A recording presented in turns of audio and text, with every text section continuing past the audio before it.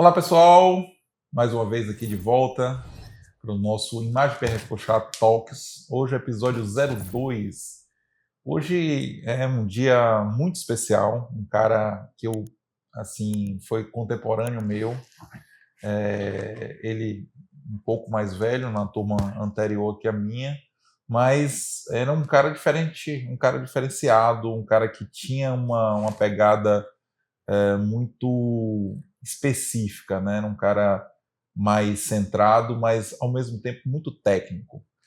E para mim é um prazer imenso tê-lo aqui, até porque a gente se reaproximou mais agora recentemente por conta da odontologia digital.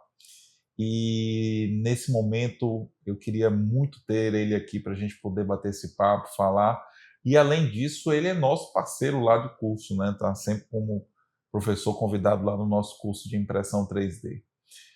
Então hoje aqui com vocês, Wolf Maia, né? Um nome de artista. E para mim é um prazerzaço ter você aqui, irmão. Obrigado por aceitar nosso convite aqui para esse bate-papo. Obrigado, meu irmão.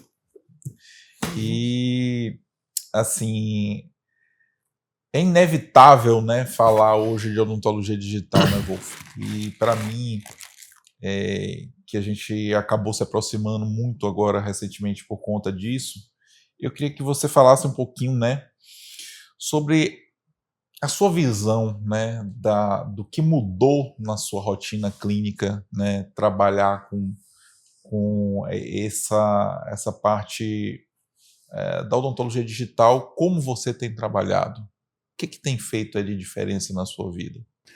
Bom, Sérgio, primeiro, obrigado pelo convite, você, Giovanni. É um prazer, uma honra estar aqui participando desse episódio já de inauguração, né, episódio 2. Sim. E acho que vocês têm uma iniciativa muito maravilhosa nessa direção. A Imagem Perfuxar é uma empresa de vanguarda aqui, a gente pode dizer isso com toda certeza. Foi quem trouxe os processos, os melhores processos, né, na parte de imaginologia e tal, foi quem realmente estabeleceu um padrão para a gente aqui. E é muito orgulho também por ter sido seu contemporâneo, por estar aqui, né, nesse momento, por conta das nossas famílias, dos nossos pais. Sim, que era mais um tema aí que a gente vai abordar durante a nossa conversa. Isso, e você é um cara que eu admiro, bicho, porque você é um cara que honra os seus pais, entendeu? Pela história. Obrigado, e você fez a sua história fazendo jus à história deles. Então eu acho que isso é sensacional. Tá? Eu acho que isso é extremamente importante. É sim. A gente sabe bem como é que funcionam essas coisas, né? Sim. Então, muito obrigado por estar aqui. Viu? Eu que agradeço. Você é um cara de peso aí para engrandecer esse momento inicial aqui do nosso Imagem Perfuxar Talks. Maravilha, meu irmão. Bom, mas aí então, falando sobre odontologia digital, você me pergunta o que é que mudou. Sérgio, eu tenho 28 anos de formado, né? Eu posso dizer hoje, aos 28 anos de formado, que a odontologia digital me colocou no melhor momento da minha carreira. Você sabe que eu sou um profissional, eu sou protesista, né, de formação, por especialidade, e eu sou o protesista raiz, né, aquele cara que mete a mão no gesso, que faz todos os processos, que controla todos os processos, que gosta de laboratório. Eu sempre, desde garoto, que eu já trabalhava em laboratório com meu pai é protesista também, sim, e tinha um laboratório ali do lado e tal, e eu fazia os trabalhos para eles muitas vezes. E essa experiência me fez criar esse gosto pelo trabalho manual, né? O protesista, ele precisa ser um cara que trabalha manualmente e trabalha bem manualmente. É um artesão, né? Isso tem uma curva de aprendizado. É lógico, tudo que a gente faz na vida tem uma curva de aprendizado. O protesista é muito exigido nisso, né? E a odontologia digital, ela trouxe para uma pessoa, no meu caso, né, que sempre trabalhou com as mãos, né, fazendo o trabalho meticuloso, o trabalho braçal daquela coisa ali da prótese, trouxe para mim a possibilidade de trazer aquilo ali para a ponta de um mouse, para a ponta de uma caneta, né? Isso refinada. E o que acontece? Principalmente você enxuga o seu processo. A odontologia digital faz com que você tenha a possibilidade de trabalhar com uma tecnologia chairside, você com um sistema ao lado da sua cadeira, controlando desde o primeiro momento a execução dos seus casos.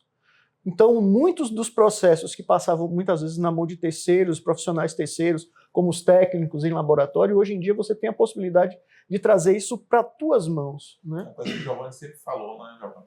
Exatamente isso, né? Essa questão de você trazer para si a responsabilidade daquele produto que você vai entregar para o seu paciente. Né? E eu acho que é interessante isso, porque você não é uma questão apenas de você controlar o processo, mas você aumentar, né, de você trazer mais qualidade dentro daquele processo. Então, isso eu observei. Né? A partir do momento que você domina aquele contexto digital, o produto final é muito melhor, muito mais bem acabado. Então é isso que eu tenho vivenciado hoje, depois de 28 anos, a ponto de me trazer uma satisfação plena. Né? Dizer, olha, eu consigo começar e terminar um caso com toda a previsibilidade. E isso a odontologia digital tem me proporcionado. É revolucionário. Isso é muito legal. Eu trabalho com Chairside já tem 6 anos.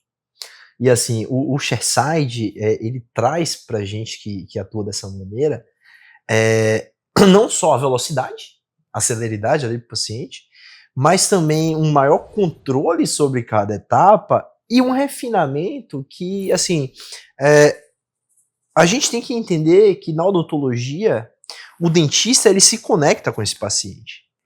O técnico do laboratório ele não faz isso. Perfeito. Então, hoje, o refinamento que você consegue entregar com o Chairside, ele também tem um pouco da paixão, que é uma coisa que a gente vê em você. Você é um cara que você é um entusiasta da odontologia, da boa odontologia, da prótese dentária, da reabilitação, como ela é e como deveria ser em sua maior forma. Sim, sim. Então, a gente vê isso no seu posicionamento. Você fala que você gosta. Eu acho que é a primeira vez que a gente sentou para conversar, não lembro se foi depois de um desk, não foi isso? Foi. Do desk que o Nakama estava aqui. Isso. E aí a gente dava pra ver no seu discurso ali o tesão que você tem pela coisa. Isso é sensacional. Eu gosto de lidar com gente assim, não gosto do cara que não tem paixão. Não gosto. Sim. Eu acho que a pessoa que não é apaixonada por aquilo que faz e que pratica no dia, ela perdeu algo de si. Falando sobre o que você falou mais cedo, ela talvez não tenha tanto autoconhecimento. Perfeito. É uma questão vocacional e muitas vezes a gente não descobre a nossa vocação até se expor àquilo. O problema é que muitas vezes as pessoas se expõem, sabem que não estão ali por uma questão vocacional, mas por motivos outros, e aquilo passa a ser um trabalho e não um prazer. E aí, meu amigo, a gente observa muito do que está acontecendo na odontologia, mas de uma forma geral, né, nas relações humanas, onde as pessoas não estão ali com o coração, as pessoas estão ali, né, mecanicamente. E é um sofrimento dia a dia. Se você não gostar do que você faz, pode ter certeza, descubra-se muito cedo para você não sofrer uma vida de frustrações, às vezes. E eu vou aproveitar esse gancho, né, da paixão, e você é professor de universidade, né? Sim. Então, assim, eu acho que uma das coisas que a gente tem que ter uma paixão é a paixão por ser professor, a paixão por compartilhar conhecimento. Eu costumo dizer que o conhecimento é o melhor presente que você pode receber e dar para alguém. Então, assim, hoje, como é isso? Vivenciar a universidade dentro de uma geração tão diferente, com um acesso tão fácil à tecnologia, que tudo se torna muito dinâmico. Como é isso para você, que vivenciou a universidade 30 anos atrás? Giovanni, a gente espelha e a gente espera que o nosso aluno tenha um comportamento semelhante ao nosso, quando éramos alunos. E é preciso ter muita tolerância, muita resiliência para entender momentos diferentes. E eu tenho 52 anos, então existe naturalmente um choque de gerações, né? A coisa do digital, na odontologia digital, ela é sensacional, mas no mundo afora, o digital trouxe uma série de consequências, umas muito boas e outras nem tanto. E o aluno hoje que eu vejo, né, o aluno de graduação, ele acaba se autolimitando ao ingressar nesse mundo digital, onde você tem tudo muito rápido, tudo pronto, e muitas vezes você não tem aquela coisa do desenvolver o raciocínio, da capacidade cognitiva de interpretação e desenvolvimento de ideias a partir daquilo que está sendo interpretado. Por quê? Porque as ideias já estão prontas. Então eu tenho observado isso, e eu chamo a atenção dos alunos muitas vezes no que se refere ao prazer de abrir um livro e folhear o que está ali naquele livro. Você segurar fisicamente o conhecimento que está ali, né? E você poder colocar isso de uma forma muito analógica e ter a capacidade de desenvolver raciocínios, ideias lógicas, processos cognitivos mesmo, com aquilo ali na mão, né? É muito difícil hoje você convencer um aluno que ele precisa abrir um livro para estudar, né? Ainda que seja num PDF, mas que ele precisa estudar, ele precisa abrir o livro. Porque não é só o ato de ler e de conhecer, mas tem uma coisa de disciplina, tem uma coisa de autocondicionamento, tem uma coisa que aí vem do aumentar o seu nível de conhecimento sobre si mesmo. Eu sou capaz de fazer isso, eu sou capaz de sentar e me dedicar 1 hora para desenvolver um raciocínio, para absorver conteúdos, interpretando o texto da forma como eu sei interpretar. Porque era assim que nós fazíamos, quando a gente não tinha acesso a todo esse conteúdo, né, digital. A gente estudava muitas vezes até por xerox de caderno caderno de colegas que conseguiam ter a síntese de escrever o que o professor falou ali em 1 hora, 2 horas de aula. E não tinha aula gravada. Não tinha aula gravada, né? Então isso é gritante, essa diferença, né? E nesse gancho aí, Wolf, uma coisa que me veio muito à cabeça hoje, né? Você acredita de verdade assim que num futuro, não sei se próximo ou longe, que possa existir uma disciplina de CAM, de Computer Aided Manufacturing, especificidade em produzir, manufaturar? Sérgio, eu acho que isso vai... Dentro desse mundo aí da eu acho que isso digital? vai se impor. Eu acho que vai se impor isso. Vai ser uma necessidade. Assim como todo aquele profissional em formação ou já formado, né? Estou falando graduação e pós, ele tem que aprender a fazer um preparo, ele tem que aprender a fazer uma moldagem, ele vai ter que ter a vivência com o digital. Os processos caminham nessa direção. E dentro dos cursos de graduação, eu digo isso já há algum tempo. Eu digo que o curso de graduação de odontologia de 5 anos é um curso muito curto. Ele é extremamente superficial. Eu acho que a odontologia hoje, para a quantidade de especialidades que nós temos, né, e que passam muito distante de um currículo, né, de um projeto pedagógico de um curso de graduação, da forma como nós temos hoje, ele é muito superficial. A graduação de odontologia hoje é muito superficial, diante de todas as coisas que a gente está vivenciando. Então, eu acredito, primeiro, eu já digo isso há algum tempo, eu acredito que os cursos de graduação eles vão ser estendidos. Eu não sei como é que a indústria vai resolver isso, né, sob o ponto de vista do negócio, odontologia, basicamente na questão do ensino, né, as escolas particulares, principalmente, como é que elas vão resolver isso, mas eu acho que o curso de graduação ele tende a aumentar a sua duração. Vai ser um curso de 6 anos, você vai ter pelo menos mais 2 semestres, para que esses alunos tenham a possibilidade de trabalhar com uma odontologia digital desde o começo, né? Você tenha a possibilidade de expor o aluno a uma implantodontia e não que ele seja uma coisa, como na maioria dos cursos de graduação hoje você vê a implantodontia como uma coisa, como é que se diz, teórica. Você não vê, o aluno não vai colocar a mão na massa naquilo mesmo, mas ele não tem a possibilidade de ver alguém operando dentro do seu curso. Então eu acho que todas essas especialidades que foram sendo criadas, né, e são absolutamente necessárias, a implantodontia, a harmonização orofacial, que hoje tem sido trabalhado muito e é uma verdade, é uma realidade hoje na odontologia, né? Todas essas especialidades novas elas vão ter que, em algum momento, serem colocadas dentro de um curso de graduação. E a odontologia digital ela é absolutamente necessária dentro disso, porque ela não é simplesmente uma especialidade, mas ela participa de processos relacionados a várias especialidades. Então ela vai ter que ser colocada, vai se impor isso de alguma forma. Não sei ainda como, eu vejo que as universidades públicas talvez sejam pioneiras nisso, na questão da extensão do currículo, né? Mas eu acho que de uma forma ou de outra, as particulares vão caminhar nessa direção também. E quem começar caminhando nessa direção, eu acho que vai sair na frente. Vai ser um diferencial de mercado. O que você falou é muito interessante e ele é muito ligado também ao desenvolvimento das tecnologias de saúde. Porque, por exemplo, eu não sei 50 anos atrás, mas a expectativa de vida era X anos a menos do que é hoje. Sim. E eu gosto de estudar vários temas, eu estava estudando um pouquinho sobre antropologia, e alguns milhões de anos atrás, na natureza, a criatura que era mais próximo do ser humano como conhecemos hoje, que era um tipo de homo, não sei se acho que era o Neandertal ou o Homo habilis, uma dessas categorias.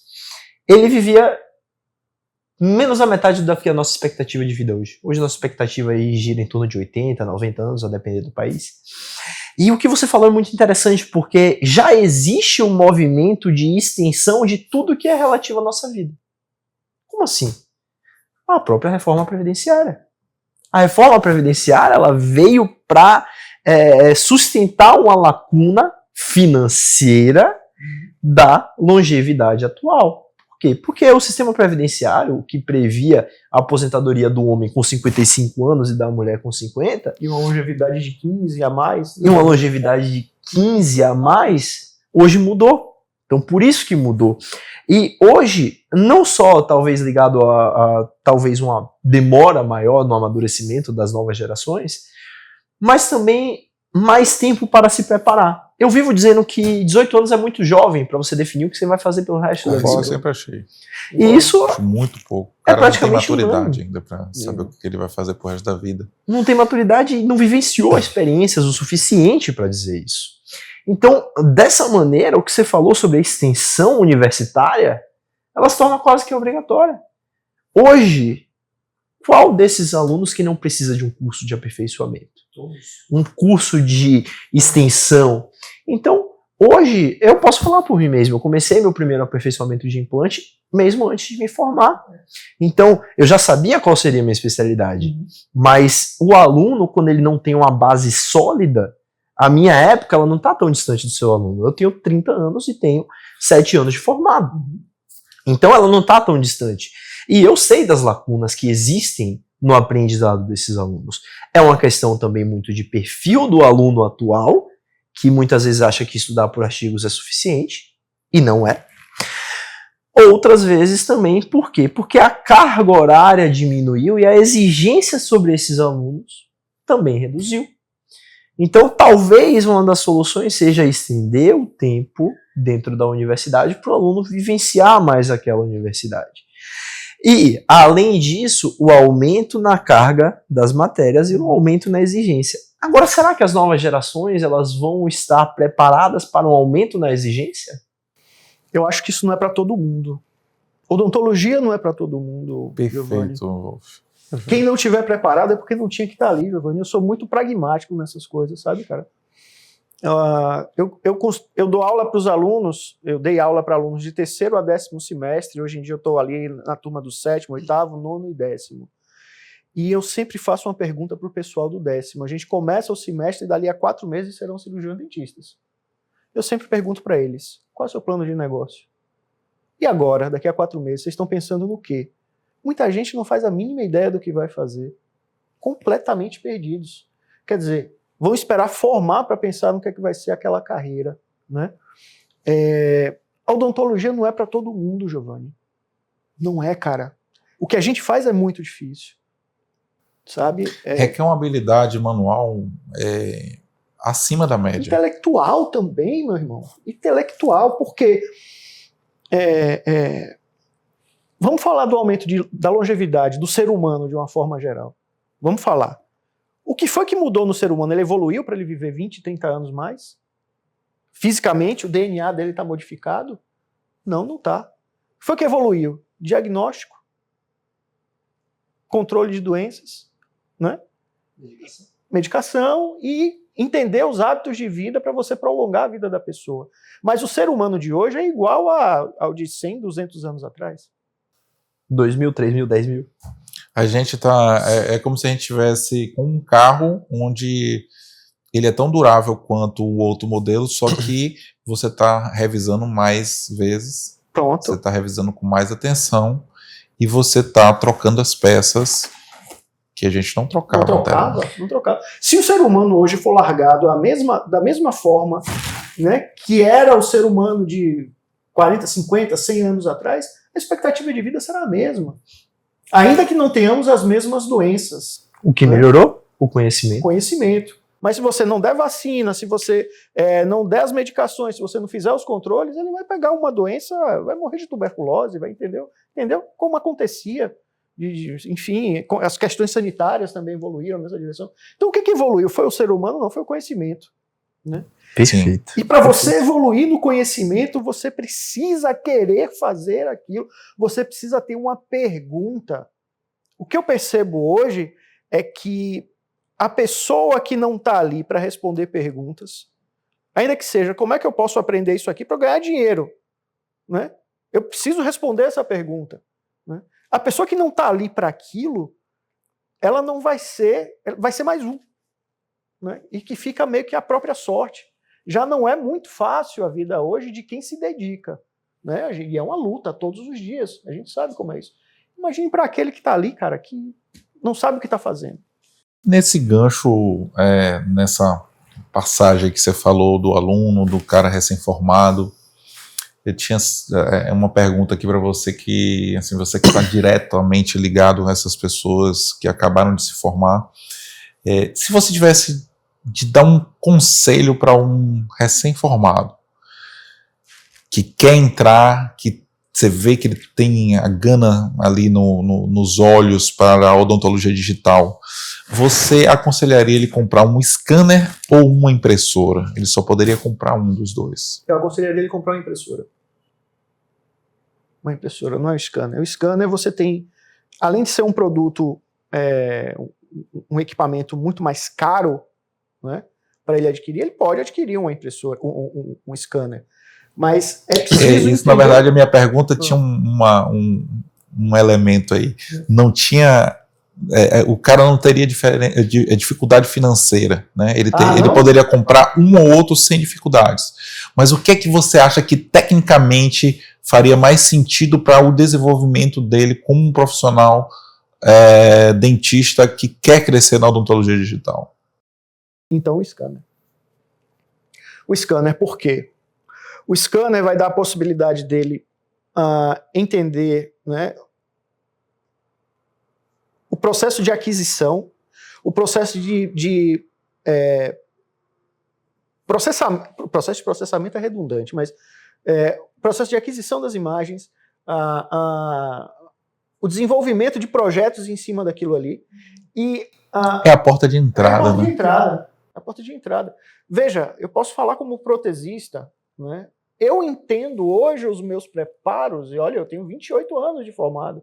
Com e eu certeza. faço isso há 28 anos, porque eu sempre fui protesista. Eu entendo hoje os meus preparos protéticos de uma forma que eu não entendia há 3, 4 anos atrás. E eu achava que já estava muito bom. Por conta do scanner. Por conta de ter a possibilidade de trabalhar em cima dos meus preparos, como o meu técnico trabalhava. Só que, obviamente, virtualmente. Né? Quais as dificuldades que o meu técnico tinha com os meus preparos? Porque, eventualmente, você erra. Né? Ele tinha que dar um jeito naquilo ali. Né? E, às vezes, ele nem sequer tinha a possibilidade de enxergar essa dificuldade. Porque o scanner mostra aquilo ali e os programas, os softwares, mostram aquilo ali de uma forma muito clara, muito didática. E você, quando você faz o preparo, que você escaneia, que você leva para o design, é que você percebe, caramba, isso aqui tá ruim, bicho, eu preciso melhorar. O seu preparo seguinte, você já está lembrando daquilo. Né? Então, para responder a sua pergunta, no sentido dele melhorar e evoluir, o scanner com um bom software, um bom computador, para poder trabalhar ali, ele não tem limitação financeira. Agora, ele já tem um scanner, ele já tem um computador, ele bota a impressora do lado dele e vamos fazer os casos, não tem por que não. Com certeza, com certeza. Já nadou isso tudo? Pois é. Não pode morrer na praia. E a impressora ela vai trazer aí um benefício incrível, né? Que você tem... É revolucionário. É revolucionário isso. E assim, se você parar para analisar, é a primeira manufatura, né, depois de séculos, que ela é aditiva. E todas as outras manufaturas são subtrativas, né? Você tem o torno, você tem lá os caras que faziam as peças, né, com blocos de mármore, né? Tudo era subtrativo, né? Então é uma tecnologia que você consegue fazer coisas incríveis, né? Formatos e estruturas extremamente complexas, né?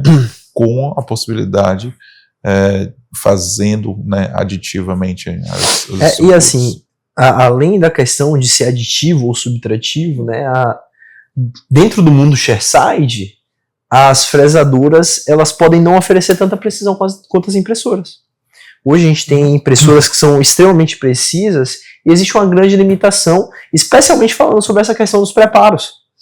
Que essa limitação é qual? As fresadoras, elas têm uma limitação de eixos.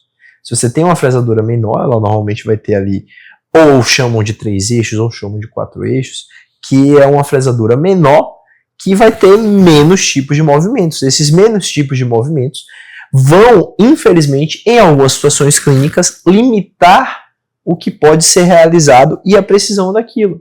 Porque, por exemplo, se você faz um preparo muito retentivo, você errou. A odontologia digital exige um preparo que seja expulsivo, minimamente, mas exige um preparo expulsivo. Então, quando você leva aquilo para uma fresadora, a capacidade de reproduzir aquilo vai ser diminuída. Então, na fresadora, qual é o grande detalhe? O grande detalhe é que o software vai driblar isso, porque o software foi feito para driblar as limitações do dentista, e aquele software vai fazer um alívio maior na peça, o que vai resultar numa maior camada de cimento, que não é o ideal. O cimento foi desenvolvido para ocupar espaços, não foi mínimos. Então, quanto melhor é o dentista digital, melhor o preparo dele. E isso que a odontologia digital pode trazer para dentro da rotina clínica e também para o nosso tempo de cadeira. Já falando sobre educação, né, a gente está com um curso na Baiana, começando agora em março, acredito que próximo ao lançamento desse episódio. Evolucionando mais uma vez, né? E que você já está escalado. Não sei se o Sérgio já formalizou o convite, mas você está escalado. Porque comigo é assim, eu não faço convite. Você está escalado, acabou. Você vai aparecer lá, Sérgio que se vire para pagar, que ele que é o homem do dinheiro. Entendeu? E aí, falando sobre tempo, né, e as economias de tempo, o que é que a odontologia digital permitiu você, agora não tratando mais como professor Wolf, mas como Wolf Maia, a fazer com seu tempo livre? Mas é uma coisa que você sabe que eu ainda estou me encaixando nisso. O que é que eu faço com o meu tempo livre? Uma coisa interessante, de imediato que você percebe, de imediato não, mas assim, o protesista raiz, eu estou falando do protesista raiz, tá? Ele vai perceber uma coisa importante se ele entra na odontologia digital, se ele monta o sistema chairside, é que a agenda dele enxuga. Ele vai começar a achar que está faltando paciente. Não, ele não está faltando paciente. Olha que interessante. Está sendo mais eficiente. Quem é que tá? Eu olho para quem? Olho para quem aqui? Aqui não está faltando paciente. Você está liberando os pacientes mais rapidamente. É impressionante, cara. Só não me fale de trocar o de gesso, pelo amor de Jesus Cristo. Mas eu adoro trocar esse de gesso. Não. Eu adoro expor um bordo, cara. Não. Eu sou o cara que riscava o bordo com lápis de cera. Nesse nível. Montava, eu acho que eu não uso um lápis de cera, já deve ter uns 30 anos. Eu tenho 30 anos. Eu sou louco por isso, cara. Mas vou te dizer uma coisa, viu, Giovanni? Pois é, coisa interessante, né?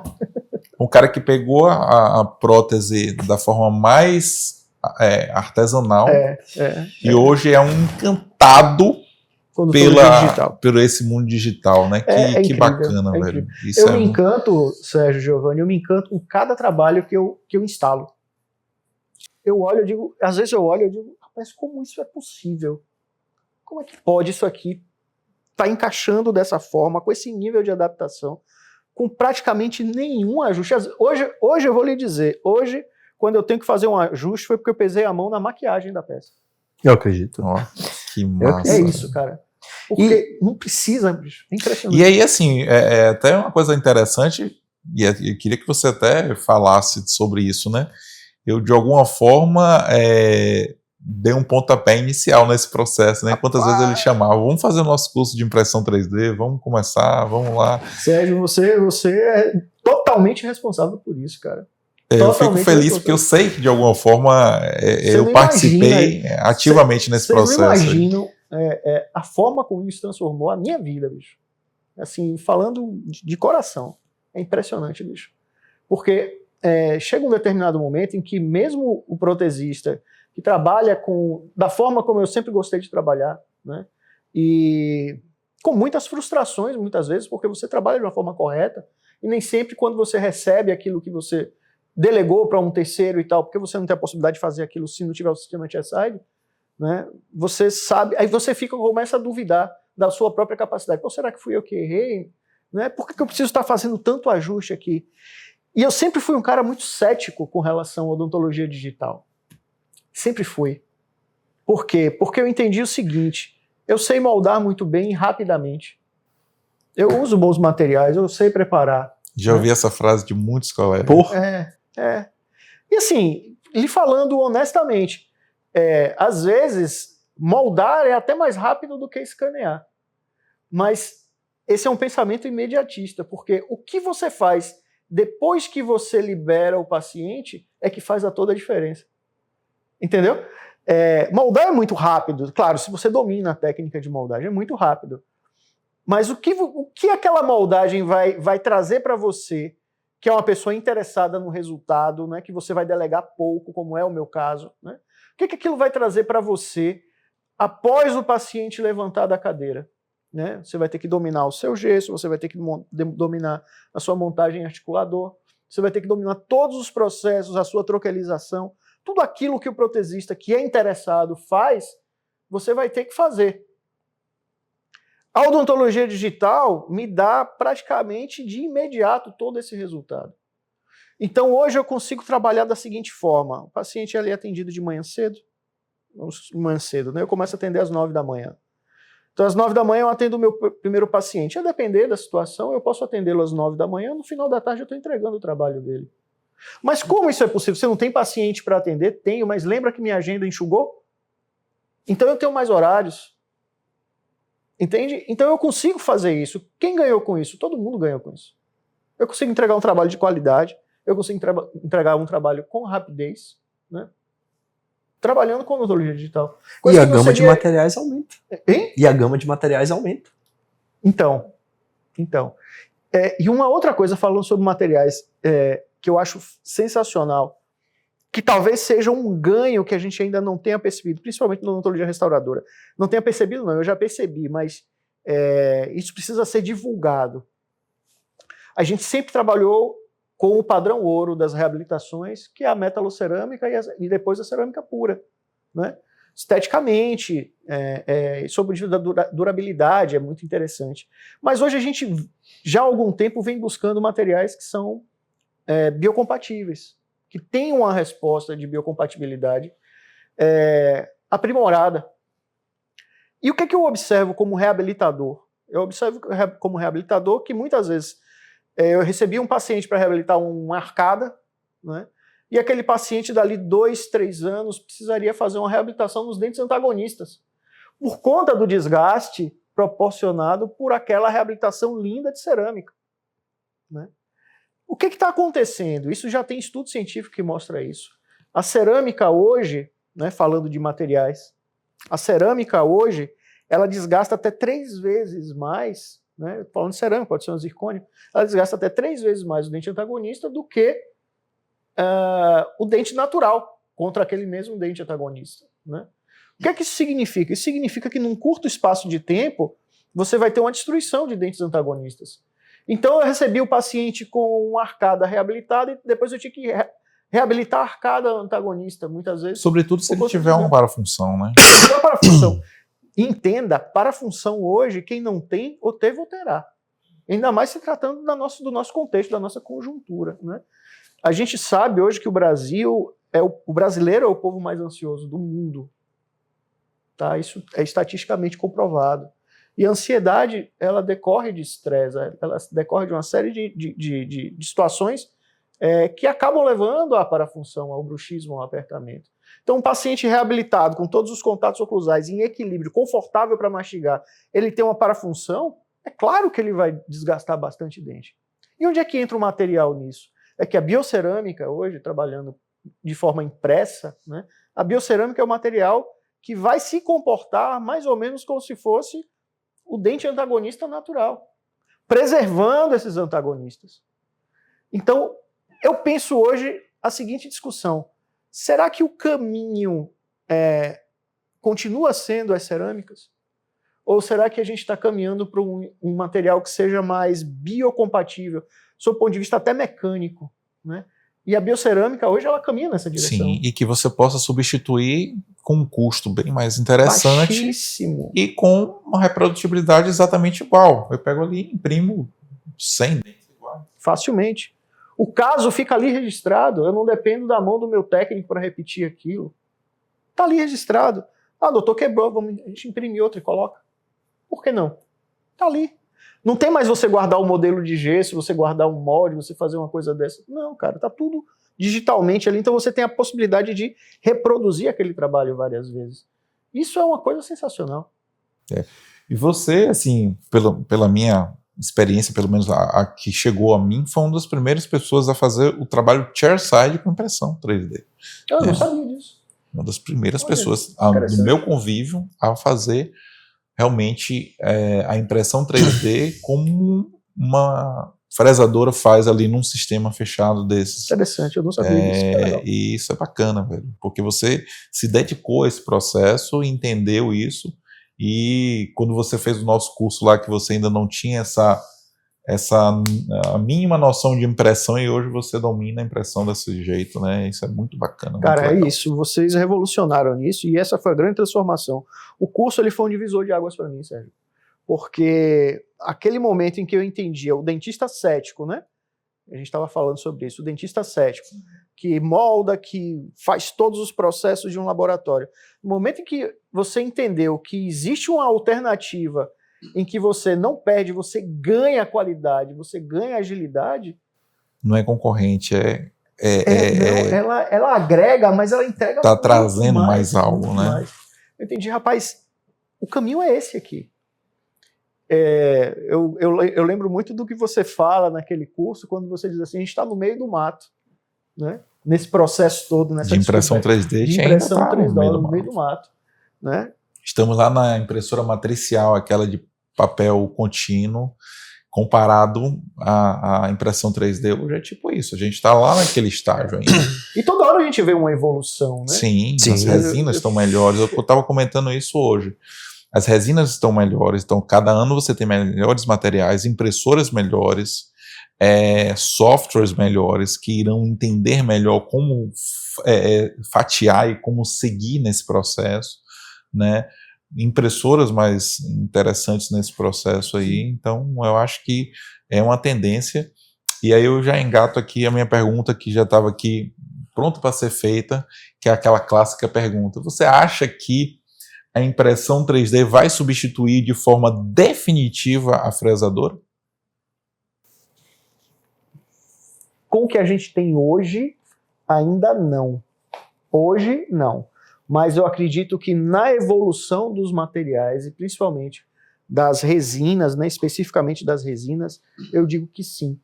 Eu digo que sim. Isso vai ser um problema para a indústria de uma forma geral. Eu vejo muitos laboratórios hoje trabalhando com as fresadoras, porque é um investimento alto, né? E você tem que fazer aquilo resultar em um momento de equilíbrio no seu negócio, no seu fluxo de negócio. Então, é como se o laboratório tivesse abraçado com aquilo e agora ele não pode mais soltar, né? Vai ter que tirar até a última gota daquele negócio ali. Vou ter que fazer isso valer a pena. Vou ter que fazer isso valer a pena. A gente se abraçou com aquilo. E eles não têm culpa. Mas será que os laboratórios, aí eu vou dar uma instigada aqui no processo, será que os laboratórios não conseguiram ainda enxergar esse novo produto da impressão 3D? É uma pergunta que eu me faço também.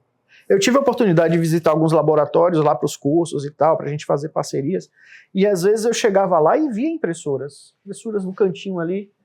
Mas eu acho que eles usam os laboratórios, porque o laboratório eu vivencio um laboratório atualmente, elas ficam muito mais para imprimir modelos. Ou placas, ou outras coisas, né? Mas o produto ainda não está sendo enxergado. Eu não vejo isso, né, Jô? Mas vamos tocar fogo na coisa? Vamos falar de operador? Você acha que parte desse problema não é o operador? Porque, veja bem, você é um protesista extremamente experiente, que já vivenciou o laboratório, já passou por todas as fases das metálicas, metalocerâmicas, cerâmicas puras e cerâmicas puras digitais da última geração. Então vamos lá. Todos esses estudos que definem, por exemplo, a resistência mecânica em megapascal, a resistência à fratura e a resistência cíclica, consideram elementos de, no mínimo, 2 milímetros de espessura. Certo? Agora eu lhe pergunto, será que todo mundo que faz prótese respeita os 2 milímetros que o material exige para ter aquela resistência mecânica? E por isso que os laboratórios ainda não conseguem, porque o dentista, infelizmente, tem um treinamento muito restrito e a metalocerâmica analógica raiz aceita qualquer coisa. Você perguntou e já respondeu. Eu acho que é exatamente isso. Veja, quando eu falei que a possibilidade de você escanear e ver os seus próprios preparos é um elemento de aprimoramento, de evolução, eu falo por mim mesmo, né?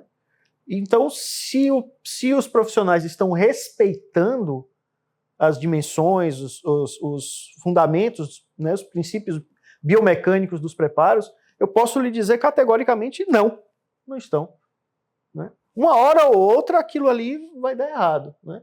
É claro que a métalo ela é muito mais tolerante, resiliente em relação a esse tipo de questão, claro. E trabalhar com as biocerâmicas exige um entendimento das métalo e você precisa adequar o seu preparo, o seu contexto para esse novo material. Por enquanto. Porque os materiais evoluem.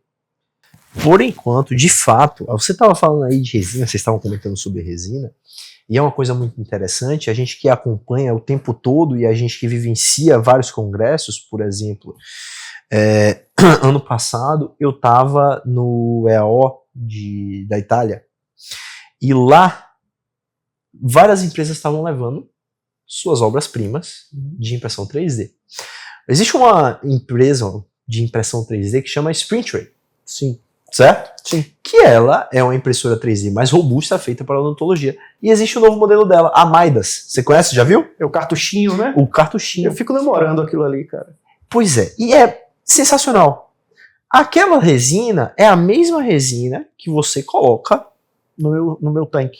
No seu tanque. Existe o produto daquela resina do cartuchinho. Qual é a diferença?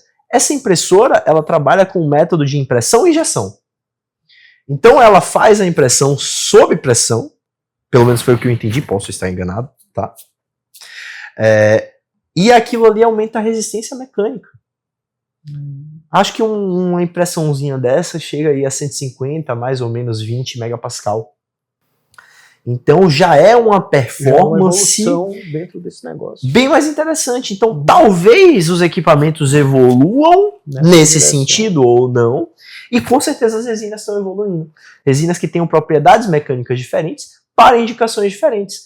Assim como a zircônia ela pode ser indicada para pontes fixas acima de 5 elementos, já o IMEX não deve ser utilizado. E eu adoro o IMEX, mas é uma limitação do material. E falando sobre fresadoras, é interessante, as bolachas de zircônia são bolachas que são relativamente baratas. Elas fazem até uns 2 protocolos, um protocolo ou vários elementos em zircônia, e às vezes uma bolachinha daquela custa R$1.000, R$2.000. E um material desse pode fazer, acho que até 20 elementos, 24. 22, 24 elementos. Nessa faixa. Uma bolacha daquela em zircônia. Então, vai depender o preço também da espessura, né, da altura, porque você vai ter zircônias que vão ser para protocolos PF3, protocolos PF1 e elementos menores. E isso tudo vai culminar em lucro ou não lucro do laboratório. Então, hoje, o operador, falando de novo do operador, o operador precisa de um treinamento adequado, né? O Sérgio traz no curso dele de impressão 3D, que é o curso que você fez, várias questões sobre a parte técnica prática. Então, assim, várias pessoas vão conseguir se beneficiar como você se beneficiou, pessoas mais experientes.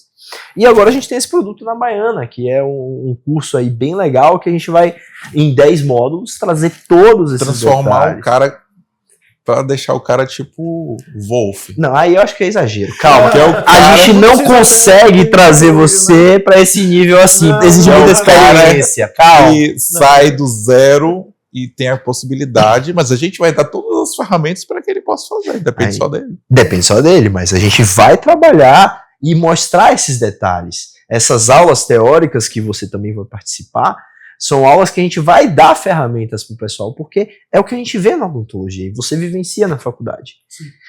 Antigamente, na época de vocês, né, na minha época já não existe mais. Mas na época de vocês tinham a disciplina de materiais dentários. Sim. Existe a disciplina de oclusão. Oclusão, Oclusão materiais hoje- dentários, escultura em cera. Que hoje está tudo misturado e de uma forma muito superficial, o que é muito triste, porque quem sofre é o pobre do paciente. Porque o paciente não tem culpa do mau treinamento que o profissional que ele escolheu para ser seu prestador de serviço recebeu. E, infelizmente, existem outros problemas fundamentais aí, talvez a pulverização de escolas de odontologia, que, assim, faz com que os melhores professores não possam estar em todas as universidades. E todos os profissionais não possam receber um treinamento de tantos professores talentosos. Porque o professor ele precisa ser apaixonado pelo que faz. O trabalho do professor não pode ser apenas o transmitir conteúdo. Não pode ser apenas o seu ganha-pão. Tem que ser a sua paixão. É muito Falando em diferente. escultura,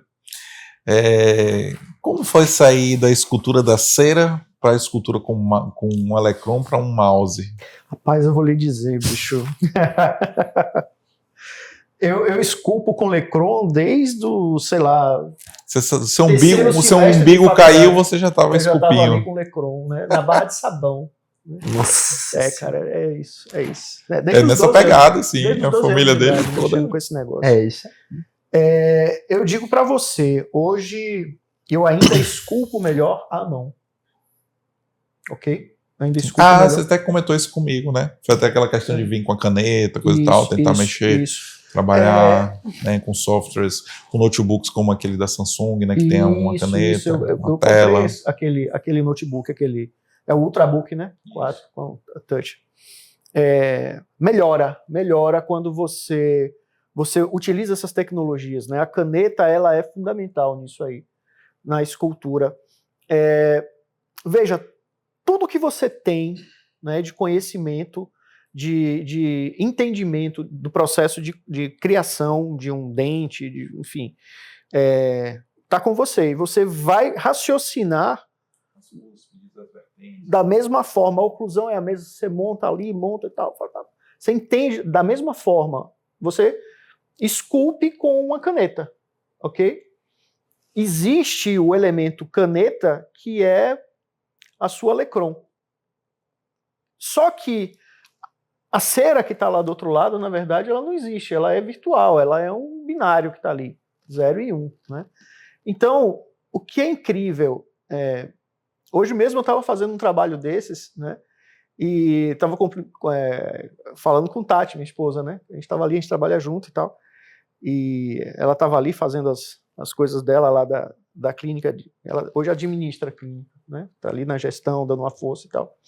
E ela ali do meu lado e tal, e eu ali trabalhando, esculpindo a peça, mas o software ele tem aqueles processos, né? Onde você primeiro monta o arcabouço da peça, dali você leva para um segundo passo, onde ele monta para você o dente da forma como você ali projetou e tal.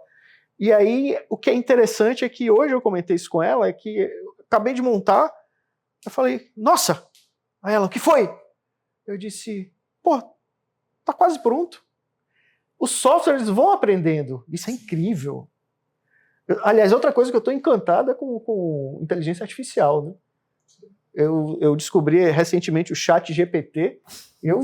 Rapaz, aquilo é um negócio. Eu uso muito Copilot da Microsoft. Cara, eu tô começando com o GPT. Ele é integrado no Word agora. É incrível. Sim. Cara, é uma loucura isso. E o software, a inteligência artificial, está embutida nesses softwares que a gente usa para esculpir também, né? E aí eu parei, olhei assim, aí me deu até uma certa frustração, eu digo, pô, não vou passar uma canetinha aqui, não vou fazer nada. Eu fiquei olhando para aquilo. Negócio preguiçoso, né? Preguiçoso. Vamos imprimir esse negócio então. Bota lá já e que já tá pronto, vamos tá pronto, seguir. Não fazer nada, então tá bom, né? Tá bom. E é isso, cara. É claro que existe uma diferença, né? Você espera que o seu movimento ali lhe deu repercuta a mesma coisa. Forma, como se você tivesse com a Necron, a espátula aquecida, às vezes, um gotejador, e ele não vai funcionar exatamente da mesma forma. Existe um processo, né, desconfortável que você vai reaprender a mexer com aquelas coisas, né? Mas não é, em absoluto, não é mais difícil do que o que você já sabia fazer. É mais fácil, é muito mais fácil. Agora, se isso é porque aceita mais desaforo. E se você errar, você apaga. Andou. Né? E aí desfaz e faz de novo. Ctrl Z e vamos de novo e repete e tal. Isso não está acessível no mundo analógico, no mundo real, só no mundo virtual. Agora, não existe dentro dessas ferramentas você desconhecer o analógico, você desconhecer o físico, né? Então eu digo sempre assim, você quer aprender a fazer uma reabilitação oral, você quer aprender? Monta a dentadura, vai pra cera e vai montar dente, cara. Vai montar. No episódio anterior. Tem que saber montar dente, bicho. Tem que saber montar dentadura. Mas é isso, cara. Faz parte da consolidação de conhecimentos, do entendimento do processo, bicho, do que é ser dentista. A prótese total é a mãe de todas as próteses. Não tem outra. Você quer ser um bom reabilitador, você tem que saber montar uma dentadura. Cara, não tem como fazer. Onde é que você vai fazer isso? Eu faço hoje, dia a dia. Às vezes, e eu falando exatamente sobre isso, sobre cirurgia guiada, que a cirurgia guiada mucosuportada, ela nasce da prótese total. Isso. Então, se a prótese total estiver ruim, o guia vai ser ruim. Vai ser ruim. E isso a pessoa tem que entender desde sempre, né? Não muda. Você precisa fazer um bom preparo, entender o seu material, você precisa... Sim, você tem que usar fio retrator. Alguém acha que não precisa? Tem que usar fio retrator. Não é porque é digital que não tem que usar. Do mesmo jeito, né? Os princípios de preparo, os princípios de oclusão estão todos lá, não é porque é digital que você vai abrir mão daquilo. Não tem como, né? E senão você vai começar a ver as aberrações que você está vendo aí, né, que estão acontecendo e tal, que às vezes você não entende muito. Mas, enfim, isso é assunto para outra conversa. Outra né? conversa. Né? Outro episódio. Os caminhos, ou melhor, os descaminhos da odontologia. Né? Mas, enfim, o digital, ele não elimina a necessidade de você entender o analógico, o físico, o real, da vida real. Ele é uma ferramenta. E você vai ser tão melhor sucedido naquele conceito do digital quanto melhor você for no analógico. Não tem como abrir mão. Exatamente. A gente costuma dizer, né? O digital vai potencializar o dentista que você é. Isso. Se você é bom, você será melhor. Isso. Se você for um dentista porco, um dentista digital porco. Agora, é tão bom que muitas vezes o digital melhora o seu analógico, melhora o que você é. Também acontece ao contrário, porque você se depara de uma forma muito didática com suas limitações. Né? O digital faz isso também. Para a gente finalizar, na reta final aqui, fale um pouquinho de você e a música. Eu sei que você é um cara... É um cara que toca bem pra caramba. É você que tá dizendo. Não, mas toca mesmo. Porque você tem uma formação realmente muito forte, né, na família. Sim. E aí, fale um pouquinho sobre isso. Música... Para mim, Sérgio, o que é que eu posso falar, bicho? É o que você tem feito quando você tem mais tempo agora? Quando eu tenho mais tempo. Com a odontologia digital lhe deu? Eu acho que o que seria de mim sem música? O que seria de mim sem Tatiana, que é minha esposa, e o que seria de mim sem a música, sabe? São duas dois pilares na minha vida, e sem Deus, né? Lógico. Mas eu também, a música está presente na minha vida desde sempre, né? Meu pai sempre teve vários instrumentos em casa. Eu cresci com um piano e um violão, né? Aprendi a tocar ali naquele contexto ali. Meu pai, você sabe, ele quando se aposentou da faculdade de odontologia, ele se inscreveu como aluno especial na escola de música, né? Ah, que legal, não soube, não. E começou a fazer um curso de composição e regência, ele queria ser maestro. Então ele se aposentou aos 70 anos, né? Já cirurgião dentista, né? Professor da faculdade. Foi meu professor da faculdade. Médico, né? E aí foi para música.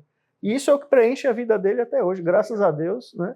É o que preenche a vida dele. A música, ela é uma coisa, na minha vida, tão importante quanto respirar, cara. Tocar um instrumento, para mim, é uma conexão que transcende o físico, é uma coisa que leva você para outro universo, outra realidade, né? Eu procuro trazer isso para dentro de casa, né, para as crianças e tal. Eu percebo, é interessante isso, lecionando, eu vejo os meus alunos que têm alguma afinidade com música, ou que são músicos, né, e que fazem odontologia, eu percebo um comportamento diferenciado. Normalmente são pessoas mais tranquilas. Por quê? Porque tem aquela válvula de escape ali, tem uma formação, uma disciplina, uma coisa diferente, uma sensibilidade diferente. Olha aí. Nos últimos tempos é que tem faltado tempo para isso, mas eu tenho que voltar realmente. Precisa, meu irmão. Nem que seja. Estava num projeto ano passado para voltar a tocar. Tenho bons violões em casa, inclusive. Olha aí. Comprar de novo uma guitarra para mim, para eu fazer meu som e relaxar um pouquinho, mas preciso voltar isso para o mais rápido possível. O digital na música é uma coisa interessante, né? Porque você não precisa mais ter os amplificadores. Sim, você já consegue simular esses sons todos. Você compra um simuladorzinho, coloca ali no seu fone de ouvido, você está tocando com sua banda, entendeu? A gente faz muito isso hoje, né? E a música tá nesse contexto também, tão presente quanto a odontologia. Começou tudo mesmo que ao mesmo tempo, né? Porque é filho de pais dentistas e com um pai músico dentro de casa, a gente cresce nesse contexto.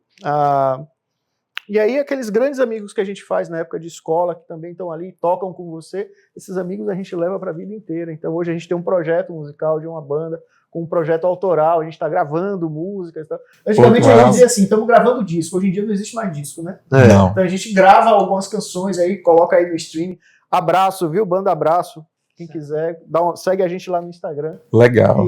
Que é um projeto bacana. A gente compõe algumas coisas e toca ali as guitarras, os violões e a banda toda. É muito legal. Que maravilha. Show. Muito bom. Pois é, pessoal. Chegando ao final aqui de mais um episódio, né? Agradecer aqui a presença do Wolf, né? Maravilhoso esse bate-papo, né? E ver assim essa coisa tão dicotômica, né? Um cara extremamente analógico, mas extremamente digital. Os dois extremos ali com a sinergia e com uma tranquilidade trabalhando ali em prol da odontologia de forma bem bacana. E agradecer aí mais uma vez a todos, né? E se inscrevam aí no nosso canal para que vocês possam receber as notificações dos próximos episódios. E logo, em breve, estaremos de novo juntos. Um grande abraço e até a próxima. Valeu, galera.